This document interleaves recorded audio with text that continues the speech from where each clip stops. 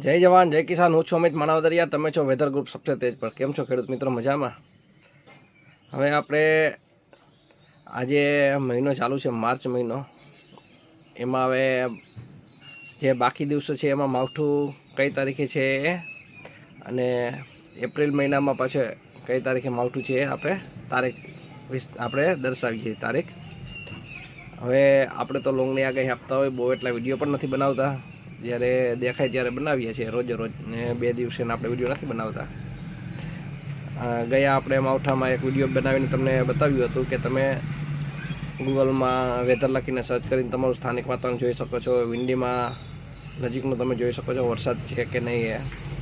હવે આપણે જે વાત મેઇન કરવાની છે, આવનારા દિવસોમાં હજુ માવઠું છે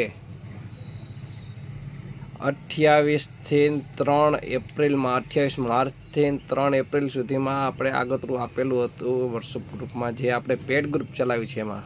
જો કે પેડ ગ્રુપનું નામ આવે એટલે અમુકને તો આમ કાંઈ વાંધો જવા દે, હાલો એ તો જે હાલતું છે। હવે જે આપણે અગાઉ જણાવ્યું છે એ અહીંયા દર્શાવીશ તમને।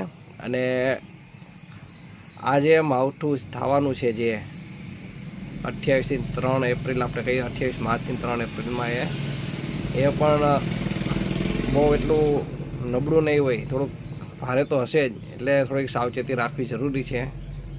અને પવન પણ હશે માવઠા ભેગો, જે ગયા વખત હતો એમ। ઉનાળામાં માવઠા થાય એટલે પવન સાથે હોય જ છે, કે ઓછો હોય કે વધારે હોય છે, કાયમની માટે ખાસ નોંધ જ રાખવાનું, ડાયરીમાં લખી જ લેવાનું કે ઉનાળે માવઠા થાય એમાં પવન સાથે હોય જ છે।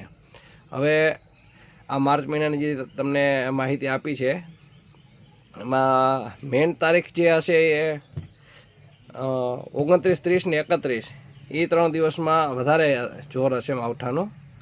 પછી ત્યારબાદ એપ્રિલમાં એક ભારે માવઠું આપણે દેખાય છે 22 તારીખથી 27 તારીખમાં, એપ્રિલમાં આગતનું ઇંધાણ છે। એપ્રિલમાં 22થી 27માં ફરી એક માવઠું આપણા લોંગના મોડલો દર્શાવે છે।